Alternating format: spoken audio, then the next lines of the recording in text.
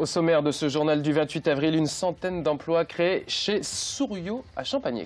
Et oui, c'est la bonne nouvelle sur le front de l'emploi en Sarthe. La société dopée par la croissance du marché aéronautique recrute en masse cette année, ainsi qu'en 2016. C'était il y a 70 ans la première fois que les Françaises votaient.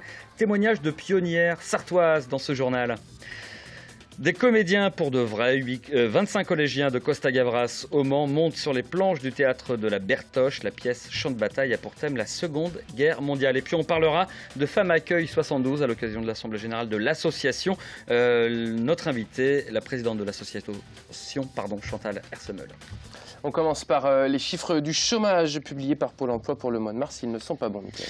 Et non, et en un mois, le nombre de demandeurs d'emploi de catégorie A, c'est-à-dire n'ayant exercé aucune activité professionnelle, a augmenté de 0,9% en Sarthe pour s'établir à 29 130 chômeurs. Ils étaient moins nombreux il y a un an, 27 375. L'augmentation est de 6,4% depuis mars 2014. C'est légèrement au-dessus de la moyenne régionale. À noter que le nombre de chômeurs de catégorie A, B, C s'établit à 48 791 précisément, soit 7,5% d'augmentation depuis un an. Et une embellie justement dans ce contexte un peu morose, l'entreprise Souriau à Champagné annonce l'embauche d'une centaine de personnes. La société du groupe américain Esterline, spécialisée dans la connectique de haute fiabilité, est portée par des secteurs en croissance comme la défense ou encore l'aéronautique. Ces embauches sont aussi une bonne nouvelle pour les salariés après les délocalisations en Inde et au Maroc il y a de cela une dizaine d'années. Florent Clavel. Avant d'entrer chez Souriau, Catherine enchaînait les missions d'intérim. Elle s'était presque fait une raison. À 44 ans, difficile de trouver un emploi stable. Et puis elle a signé son premier CDI en septembre au poste d'assemblage. Un soulagement, mais surtout un accomplissement. J'ai appris sur le tas, comme on dit. Ouais.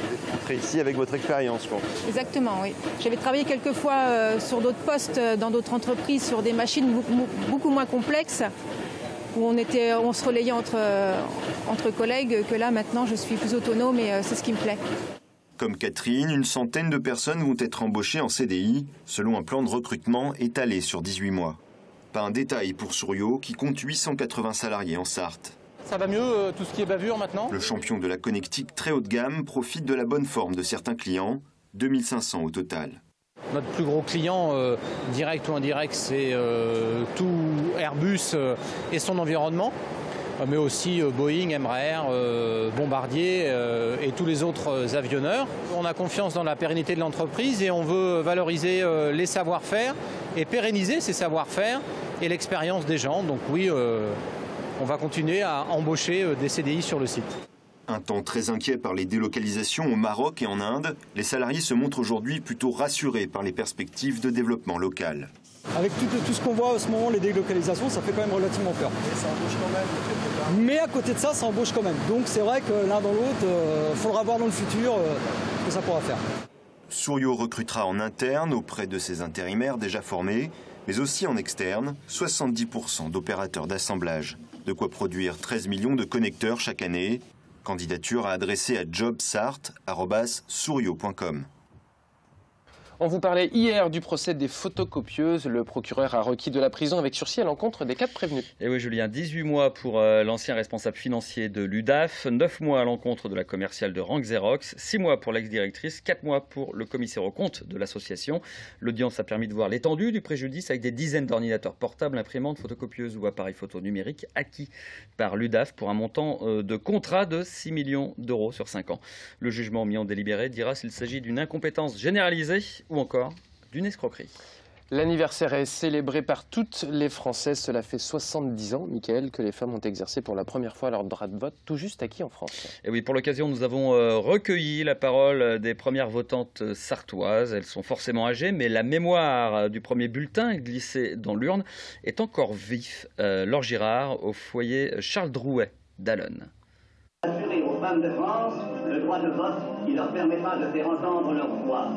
Les images sont en noir et blanc, mais pour ces résidentes du centre de gériatrie Charles Drouet, le souvenir est intact. On a tout laissé, on a mangé et on est allé danser, tellement qu'on était contents. C'est vrai, c'était important. Pourquoi c'était important pour vous? On a dit on va avoir le droit quand même de parler à la maison. C'est vrai. Voilà. Et ça s'est passé comme ça, après, à la maison? Un petit peu. On était en vacances, on est rentré de vacances pour aller voter avec mon mari. C'était faire comme tout le monde, dire des petites choses que c'est peut-être pas valable, mais ça faisait. J'avais parlé. Vous vouliez avoir votre mot à dire? Voilà. Elle vote, mais comment vote-t-elle? Et pour cette ancienne génération, est-ce si évident de voir des femmes politiques accéder aux plus hauts postes? Les femmes en politique, pour vous, c'est difficile encore? Elles peuvent parler, mais je les vois pas quand même comme un homme, quand même. Pourquoi? C'est comme ça. Faut pas chercher. Je peux très bien les femmes politiques. J'aurais bien qu'il y en ait. Il y en a plus, mais bon, oui. Et une femme présidente? Pourquoi pas? Au cours de cette journée, le débat est parfois passionné. Et en plus, elles doivent avoir la liberté de voter pour qui elles veulent.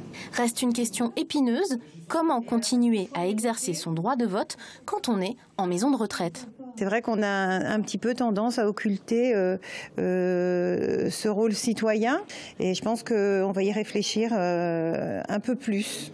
Conséquence de cette journée, le centre réfléchit à faire venir un bureau de vote directement dans ses locaux lors des prochaines élections.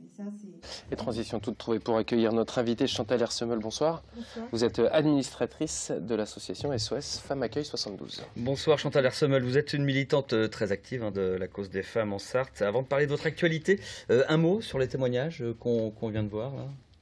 Oui, c'est varié, ça montre bien la diversité des réactions devant le droit de vote. C'est assez touchant de voir ce souvenir encore vif du premier bulletin. Oui, oui. Oui. Assez étonnant. Bon, alors vous célébrez l'anniversaire demain à l'issue de votre assemblée générale au foyer de jeunes travailleurs Le Relais à 18h30. Votre assemblée générale, c'est 1 heure avant. Alors c'est le moment du bilan. SOS Femmes Accueil 72, c'est l'activité de recueil de cette parole de femmes maltraitées, puis d'aide surtout.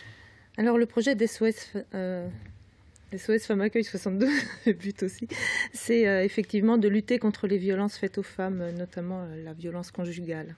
Alors est-ce que c'est une activité malheureusement en croissance, ou alors est-ce que votre boulot porte ses fruits? Est-ce qu'il y a de moins en moins de femmes battues? Alors on pense qu'on est utile, vu le nombre de personnes qu'on reçoit, puisqu'on a fait environ 900 entretiens l'année dernière entre les femmes hébergées, les femmes suivies, et donc 200 nouvelles situations en Sarthe pour 2014. C'est le bilan de notre rapport d'activité.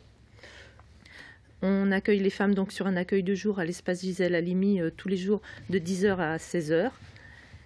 Et donc cet accueil de jour a été ouvert début 2013, donc en 2014 il s'est bien développé et malheureusement non, on n'est pas près de manquer de travail. Et d'ailleurs vous réfléchissez à comment aider les femmes en dehors de la ville, en dehors du Mans, parce que vous vous rendez compte que voilà, les femmes à l'autre bout du département ont aussi besoin d'associations comme la vôtre. Oui, alors tout à fait, c'est la façon dont on peut accompagner les femmes en milieu rural. C'est une question qui préoccupe notre fédération nationale depuis un certain nombre d'années. Au niveau local, on essaye aussi de mettre en place des solutions. On a déjà rencontré donc, des élus de la Flèche du CLSPD. On a rencontré des gens de Sablé, on a déjà fait des réunions et des rencontres dans d'autres secteurs de la Sarthe. Au moment des décès en 2012, par exemple, on avait fait une intervention à Fresnay. On voit bien qu'il y a un besoin en milieu rural. Mais quelle réponse y est apportée aujourd'hui ? Aujourd'hui, c'est les élus qui sont interpellés, les maires, les travailleurs sociaux, la gendarmerie qui s'est organisée quand même pour mieux répondre à la demande des femmes victimes de violences. Mais voilà, il y a encore beaucoup de choses à faire et on voudrait améliorer les réponses. Et pour améliorer, c'est la formation des maires ruraux, en fait, c'est ça? Oui, tout à fait. On va faire une rencontre avec l'association des maires de la Sarthe pour leur présenter notre action et puis les sensibiliser à ce que c'est effectivement la violence conjugale. Pour qu'ils soient plus attentifs et pour qu'ils sachent recueillir les témoignages, la parole. Et puis pour qu'ils sachent aussi comment agir. Parce que ça, c'est une question importante, en fait.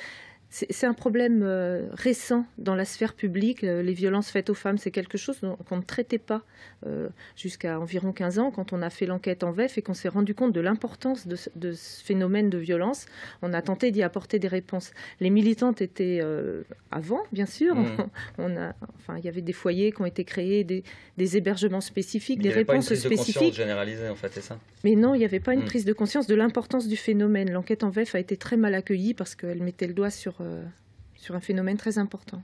Auquel vous essayez de répondre. Un mot très rapide sur un deuxième axe de travail de votre association, c'est les jeunes, la prévention des jeunes. Oui. Les jeunes sont plus sexistes aujourd'hui qu'il y a 20 ans? Oui, c'est ce que je disais tout à l'heure. Enfin, le sexisme n'est pas pire qu'avant, mais il est plus... Comment je vais dire? Les jeunes développent leur identité garçon-fille en fonction des stéréotypes. Donc, du coup, les stéréotypes sont plus ancrés.